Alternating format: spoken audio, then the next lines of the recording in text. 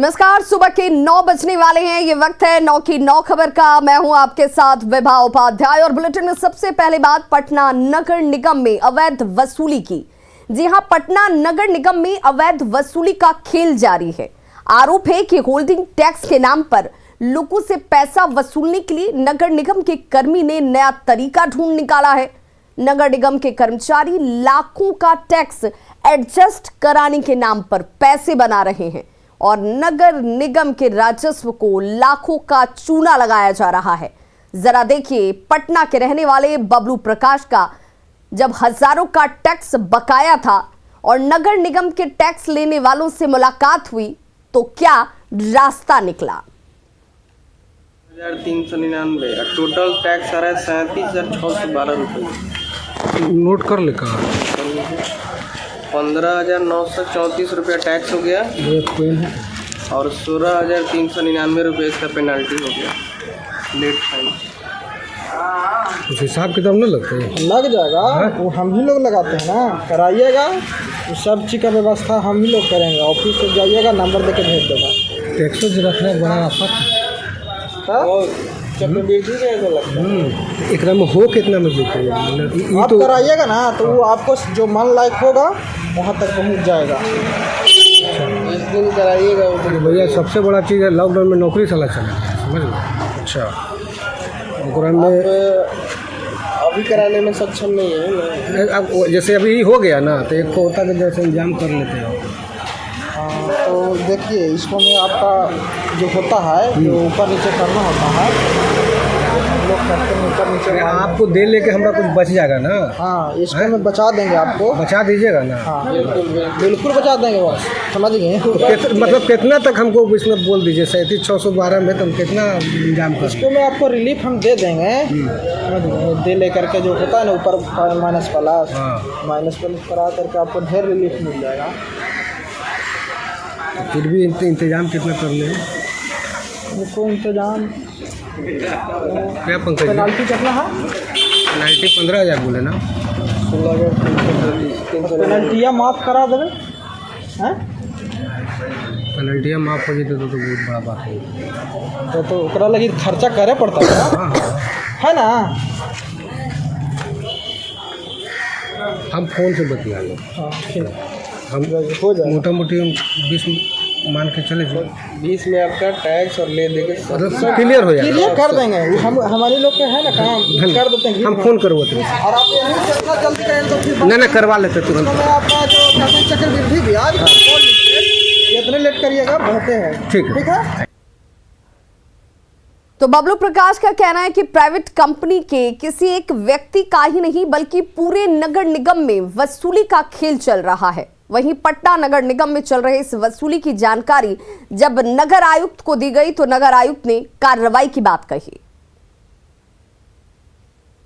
Tax collector के द्वारा पटना की जनता को परेशान किया जा रहा है और उनसे मनमाना टैक्स बताकर मतलब बढ़ाकर बताया जाता है और एक मोटी राशि की घोटाला करने के लिए पूरा का पूरा एक साजिश रची जाती है। मैं पटना नगर निगम के वार्ड 50 का टैक्स कलेक्टर त्रिभुवन को फ़ोन किया और उनके पास एक रसीद लेकर गया और मैंने कहा कि मेरा 2012 से टैक्स जमा नहीं है, बताइए मेरा टैक्स कितना होता है। तो उन्होंने बताया कि 14,000 के समथिंग आपका टैक्स होता है और उसके बाद उन्होंने बताया कि आपका जो प्लांटी है वो भी 17-18 हज़ार है। मतलब टोटल उन्होंने 35-36 हज़ार का खर्च बताया। तो मैंने ऐसा ही पूछा कि भैया कुछ हिसाब किताब लग जाएगा? तो बिल्कुल लग जाएगा। मतलब आप सोच सकते हैं कि 37,000 का टैक्स को उसने बताया कि 25,000 दे दीजिए तो आपका काम चल जाएगा, टैक्स भी जमा हो जाएगा और हमारा भी काम ऊपर से लेके जो हमारे अधिकारी हैं उनको सबको पैकेट गर्म हो जाए। मैं मानता हूं कि लगभग 150 टैक्स कलेक्टर्स हम लोग के फील्ड में डिप्लॉयड होते हैं और हम लोग बहुत ही स्ट्रिक्ट एक्शन लेते हैं अगर कोई शिकायत प्राप्त होती है। लगभग 10 से 12 टैक्स कलेक्टर्स को हटाया भी गया। तो मैं लोगों से भी अपील करूंगा कि इस तरीके का अगर कोई आप लोगों को प्रलोभन दिया जाता है कि आपका टैक्स कम हो जाएगा, हम लोग एरिया को रेजिडेंशियल या कमर्शियल में गलत तरीके से क्लासीफाई करने में आपको हेल्प कर सकते हैं या एरिया को कम करने में डिपिक्ट करने में आपको हेल्प कर सकते हैं, तो वो गलत होगा। उसमें उस तरीके के प्रलोभन में ना आए।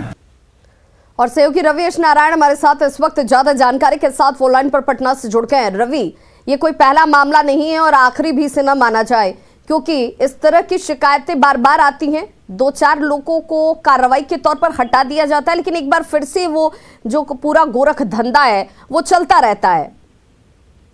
बिल्कुल विभा, और देखिए ये बड़ा गंभीर मामला है और ये सिर्फ इकलौता उदाहरण नहीं है। अभी मैं आपको बताया कि लगभग कई वार्ड संख्या से जो है कई वार्ड पार्षदों से लोगों की लगातार शिकायतें आ रही थी कि जो टैक्स कलेक्टर हैं वो लगातार कह रहे हैं कि कुछ पैसा दीजिए और उसके बाद जो हम आपको एडजस्ट कर देंगे। तो ये लगातार जो इससे न सिर्फ सरकार की कहें नगर निगम की राजस्व की हानि हो रही है, बल्कि एक बड़ा धंधा चल रहा है।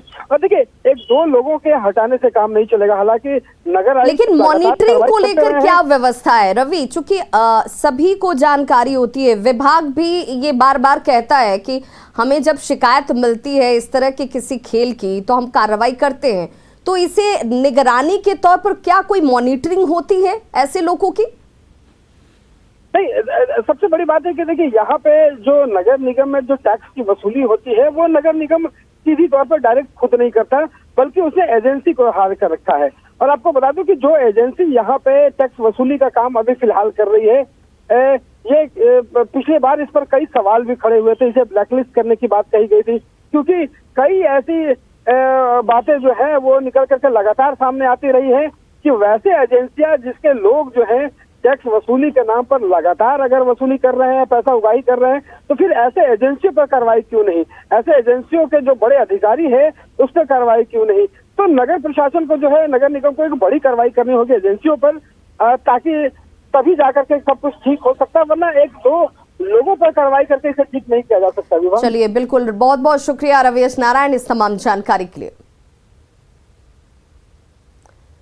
और बड़ी खबर इस वक्त छपरा से आ रही है, जहां पर 1,57 लाख रुपए के गबन के मामले में छापेमारी की गई है। नगर पुलिस ने नामजद आरोपियों की तलाश में छापेमारी की है। 1,57 लाख का गबन का ये पूरा मामला, जिसमें बड़ी छापेमारी कार्रवाई के तौर पर नामजद आरोपियों की तलाश में ये छापेमारी होती हुई एटीएम में पैसा डालने वाले सभी 5 नामजद आरोपी फरार बताए जा रहे हैं। लंबे समय से एटीएम में कैश की सेंधमारी जो है वो की जा रही थी। ऑडिट रिपोर्ट में खुलासे के बाद इन सब के ऊपर मामला दर्ज किया गया। तो देखिए, 1,57 लाख के गबन के मामले में कार्रवाई की जा रही है। छापेमारी ताबड़तोड़ होती हुई नामजद आरोपियों की तलाश में ये छापेमारी कार्रवाई के तौर पर की जा रही है, क्योंकि एटीएम में पैसा डालने वाले सभी ये 5 नामजद आरोपी जो हैं वो फरार बताए जा रहे हैं। हालांकि इनकी गिरफ्तारी को लेकर किस तरह की कार्रवाई हो रही है, हमारे सहयोगी संतोष हमारे साथ इस वक्त ज्यादा जानकारी के साथ फोन लाइन पर जुड़ गए हैं। संतोष, क्या कार्रवाई इस वक्त इन 5 नामजद आरोपियों को गिरफ्त में लेने के लिए? देखिए, जैसे ही ये मामला सामने आया, बैंक ने पहले इनको इंक्वायरी के लिए बुलाया और एक जांच टीम गठित की गई थी, जो सर्विस प्रोवाइडर कंपनी है, जो कि बैंकों को एटीएम में कैश डालने का सर्विस प्रोवाइड करती है। तो ये जो 5 कैश लोडर थे जिनके नाम एफआईआर में दिया गया है, वो कोई उपस्थित नहीं हुए, जिसके बाद ये एफआईआर दर्ज की गई है। और एफआईआर के बाद पुलिस लगातार कार्रवाई कर रही है। उनके घर पे दबिश बनाई गई है, छापेमारी की गई, लेकिन वो 5 जो लोग हैं वो फरार बताए जा रहे हैं पुलिस के द्वारा। कहीं ना कहीं पुलिस अब इस मामले को गंभीरता से, चूंकि कैश की रकम इतनी बड़ी है, 1,57 लाख का इन लोगों ने गबन किया है मिल करके। संतोष, इतनी बड़ी ये रकम है, एक बार में तो ये पूरा का पूरा जो गड़बड़ झाला है, या यूं कहें कि ये पूरी गड़बड़ी जो है वो एक बार में हुई नहीं होगी। लंबे वक्त से ये लोग कर रहे थे, तो क्या बैंक की निगरानी नहीं रहती है? जी बिल्कुल बिल्कुल, ये गड़बड़ी समय समय पर आप देखती हो कि छोटी छोटी कैश चोरी की घटनाएं सामने आती है एटीएम से, जो कि छोटी मोटी प्राथमिकी दर्ज करा करके इतिश्री कर ली जाती है। लेकिन ये मामला धीरे धीरे संज्ञान में तब आया जब ये रकम बड़ी हो गई, और तब ये जांच की गई, तब पता चला कि बैंक के कर्मचारी इसमें लगे हुए, कोई बाहरी कैश की चोरी नहीं कर रहा है। और थोड़ी थोड़ी रकम निकाली गई थी, हर बार जमा करने में कुछ रकम ये लोग रख लेते थे, और वो जमा होते होते जब एक बड़ी रकम ऑडिट, जो बैंक का ऑडिट होता है, ऑडिट कराया गया, उस ऑडिट में जब ये सामने आया कि 1,57 लाख रुपए के पैसे का शॉर्टेज हो गया है, तब इसकी जांच की गई और पाया गया कि ये कैश लोडरों की करतूत है। और उनको जब बुलाया गया जांच के लिए, तो उनमें से कोई हाजिर नहीं हुआ। तब ये पता चला कि इनकी कहीं ना कहीं संलिप्तता है, और उस संलिप्तता के आधार पर ही नगर थाने में प्राथमिकी दर्ज कराई गई है और पुलिस अब इस मामले की जांच कर रही है। चलिए, बहुत बहुत शुक्रिया संतोष तमाम जानकारी के लिए। बिहार में नशे के खिलाफ सबसे बड़ा अभियान छेड़ दिया गया है। मुख्यमंत्री नीतीश कुमार के सख्त निर्देशों के बाद ताबड़तोड़ कार्रवाई का सिलसिला जारी है। देसी से लेकर विदेशी शराब की बड़ी खेप नष्ट की जा रही है और धंधेबाजों पर शिकंजा कसता जा रहा है।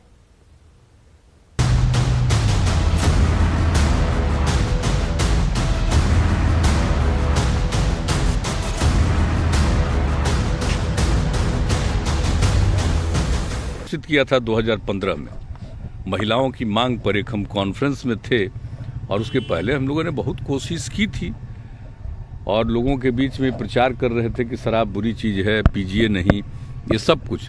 लेकिन जब मांग पर हमने कहा कि अगली बार अगर आएंगे तो लागू करेंगे। बिहार में शराबबंदी कानून की महासमीक्षा के बाद ये बातें नीतीश कुमार ने राजधानी दिल्ली में 2 दिन पहले ही कही थी। नीतीश बार बार ये बताते रहे हैं कि बिहार में शराबबंदी उन्होंने महिलाओं की शिकायत पर ही की है। अब जबकि सीएम ने सख्त निर्देश जारी किए हैं, ऐसे में इसका असर जमीनी स्तर पर होता दिख भी रहा है। लगातार पुलिस और एक्साइज विभाग की टीम कार्रवाइयों में जुटी है। बेगूसराय पुलिस ने एक ऐसे नशेड़ी को गिरफ्तार किया है जिसके खिलाफ किसी और ने नहीं, खुद उसकी पत्नी ने ही शिकायत की थी। मुफस्सिल थाना क्षेत्र में पति के खिलाफ एक महिला की शिकायत पर पहुंची पुलिस ने शराबी पति को अरेस्ट कर लिया, तो वहीं शराब कारोबारियों पर नकेल कसते हुए इसी जिले के रिफाइनरी थाना क्षेत्र के हरपुर गांव में उत्पाद विभाग की टीम ने छापेमारी कर 307 कार्टन विदेशी शराब जब्त किया है। मामले में 2 आरोपियों को भी गिरफ्तार कर लिया है। तो वहीं बाढ़ में शराब के अवैध कारोबार के खिलाफ पुलिस ने बड़ी कार्रवाई करते हुए भारी मात्रा में देसी शराब जब्त किया है। कार्रवाई दियारा इलाके में नाव पर छापेमारी में की गई। शराब माफिया पर लगातार नकेल कसने के लिए बाढ़ पुलिस जो है एकदम तत्पर दिख रही है। अभी हम खड़े हैं पोस्ट ऑफिस घाट के पास। पोस्ट ऑफिस घाट जहां भी बाढ़ पुलिस जो है नाव के सहारे से अब दियारा जाने की तैयारी कर रही है। बाढ़ शहर के हर एक इलाके, हर गली, हर चौक चौराहे पर और एक एक घर की तलाशी कहें तो वैसे इलाका जहां शराब बिकने की बात आती है उन जगहों पर बाढ़ पुलिस तत्पर है और तैयारी करके छापेमारी कर रही है। अगली तस्वीर कटिहार के बारसोई थाना इलाके की है, जहां देसी शराब बनाने की कई भट्टियों को पुलिस ने ध्वस्त कर दिया। अवैध तरीके से बनाए जा रहे देसी शराब के लिए उपयोग में लाए जाने वाले कच्चे सामानों को भी जब्त किया गया है। और ये आखिरी तस्वीर राजधानी पटना से सटे विक्रम प्रखंड की है, जहां का एक वीडियो वायरल हुआ है। इस वीडियो में एक ग्लास शराब की कीमत 40 रुपये तक बताई जा रही है। विक्रम मुसहरी से वायरल हुई ये तस्वीर इस बात पर जोर दे रही है कि अभी भी शराबबंदी कानून को लेकर ग्रामीण इलाकों में जागरूकता अभियान चलाए जाने की जरूरत है। और ये इसलिए भी जरूरी है क्योंकि नीतीश चाहते हैं कि शराबबंदी सफल हो, बिहार जागरूक बने, नशे की लत दूर हो, परिवार बर्बाद ना हो, शराब से मौत ना हो, गरीब और ज्यादा गरीब ना हो, साथ ही बिहार नशा मुक्त बने। Bureau report, news 18।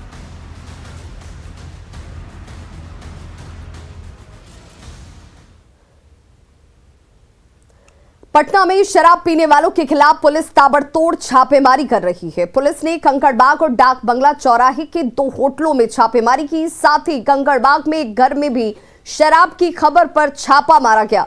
3 तस्वीरें आपके टीवी स्क्रीन पर हैं। तीनों जगहों से 2 डॉक्टर और 6 इंजीनियर सहित 9 लोगों को गिरफ्तार किया गया है। और इन 3 तस्वीरों के देखिए कैसे लगातार कार्रवाई जो है शराब पीने वालों के खिलाफ होती हुई। पहली तस्वीर डाक बंगला चौराहे के पास मौजूद होटल जिंगर की है। यहां एक कमरे में शराब के साथ एक युवक और युवती को गिरफ्तार किया गया। दोनों पेशे से डॉक्टर हैं। वहीं रांची से पटना एक बड़े हॉस्पिटल में इंटरव्यू देने आए थे ये दोनों। दूसरी तस्वीर जो है कंकड़बाग के होटल फॉर्च्यूनर की है, जहां पर शराब पार्टी करते 6 इंजीनियर को गिरफ्तार किया गया। सभी एक शादी समारोह में शामिल होने के लिए पहुंचे हुए थे। वहीं तीसरी तस्वीर कंकड़बाग के एक घर की है, जहां पर घर के अंदर ही शराब पार्टी चल रही थी। एक बीएसएनएल के कर्मचारी को शराब पीते हुए घर के अंदर से पकड़ा गया है। तो ये सिलसिला सिर्फ पटना यानी राजधानी पटना का नहीं है, लगातार तमाम जगहों पर कार्रवाई हो रही है। दरभंगा में भी शराब पीते हुए 12 लोगों को गिरफ्तार किया गया है, इन्हें हिरासत में लिया गया। हवाई अड्डा इलाके में शराब पार्टी चल रही थी और इसी दौरान एसटीपीओ बिरजू पासवान के नेतृत्व में पुलिस की टीम ने छापा मारा और एक घर से शराब पार्टी करते हुए 12 लोगों को पकड़ लिया गया। घर से शराब की 2 खाली बोतलें भी बरामद की गई। थाना अंतर्गत पड़ता है, उसमें शमसे आलम और पप्पू जिसका घर भेरिया ही पड़ता है, उसके हम लोग बैठ करके शराब पी रहे थे। सूचना के आधार पर छापामारी की गई, इससे 12 लोगों की गिरफ्तारी हुई है। 2 शराब का बोतल जो खाली है मिला है और प्लास्टिक का ग्लास जिसमें शराब पिया गया है वो बरामद हुआ है। इन लोगों के पास से कुल 16 मोबाइल। और ऐसे में इस खबर के मायने को जरा समझिए। शराबबंदी पर सीएम नीतीश ने जीरो टॉलरेंस की नीति अपनाई हुई है। मुख्यमंत्री की बेहद सख्ती का असर अब साफ नजर आ रहा है। तो शराबबंदी पर सीएम की जीरो टॉलरेंस की नीति नजर आती है। मुख्यमंत्री की सख्ती का एक बड़ा असर दिखता है। थानेदारों पर जिम्मेदारी तय किए जाने से एक्शन में पुलिस है। प्रशासन की सख्ती से शराब माफिया की कमर टूट रही है। ताबड़तोड़ छापेमारी कर शराब की अवैध भट्टियों को ध्वस्त किया जा रहा है और यह कार्रवाई लगातार जारी है। बड़ी खबर लखीसराय से आ रही है, जहां पर नक्सली नकुल कोड़ा को गिरफ्तार कर लिया गया है। एसटीएफ ने नकुल कोड़ा को पकड़ा है। मुंगेर और लखीसराय में ये बेहद सक्रिय था, जिसकी गिरफ्तारी एक बड़ी कामयाबी के तौर पर मानी जा रही है। एसटीएफ ने नकुल कोड़ा को पकड़ा है। लखीसराय से ये बड़ी खबर, कई मामलों में नकुल कोड़ा की तलाश लंबे वक्त से की जा रही थी। मुंगेर और लखीसराय में ये बेहद सक्रिय था और अब इसकी गिरफ्तारी से पुलिस ने राहत की सांस ली है। आज सुबह जमुई पुलिस लाइन के बीएमपी 11 ट्रेनिंग सेंटर में एक महिला प्रशिक्षु सिपाही की मौत हो गई। बताया जा रहा है कि सिवान की रहने वाली अलका नंदा शेखर की तबीयत अचानक से बिगड़ी और वो बेहोश हो गई। फिर उसे सदर अस्पताल ले जाया गया, जहां डॉक्टरों ने मृत घोषित कर दिया। बीएमपी के डीएसपी ने बताया कि वो लंबे समय से बीमार चल रही थी। बीमारी की वजह से ही उनकी मृत्यु हुई है। फिलहाल शव का पोस्टमार्टम कराया जा रहा है। जमुई जिला पुलिस लाइन के अंतर्गत जो बीएमपी 11 का जो ट्रेनिंग सेंटर है, वहाँ पर एक ट्रेनी सिपाही जो प्रशिक्षु सिपाही है, महिला सिपाही है, जिसका नाम अलख नंदा शेखर बताया गया है, जो सिवान की रहने वाली है और मोतिहारी में पोस्टेड थी, जिसका प्रशिक्षण जमुई में हो रहा था बीएमपी में। उनकी मौत हो गई, महिला सिपाही की जो ट्रेनी सिपाही है उसकी मौत हो गई है, देख सकते हैं। और बताया गया है कि बीमारी वजह बताया गया है कि बीमार थी और बीमारी के कारण ही उसकी मौत हुई है। फिलहाल पोस्टमार्टम के लिए सदर अस्पताल में डेड बॉडी को लाया गया है। बताया गया है कि आज सुबह उसकी तबीयत बिगड़ी थी, महिला सिपाही की जो ट्रेनिंग सिपाही है। उसके बाद सदर अस्पताल में लाया गया, जहां उसकी मौत डॉक्टर ने उसे मृत घोषित कर दिया गया है।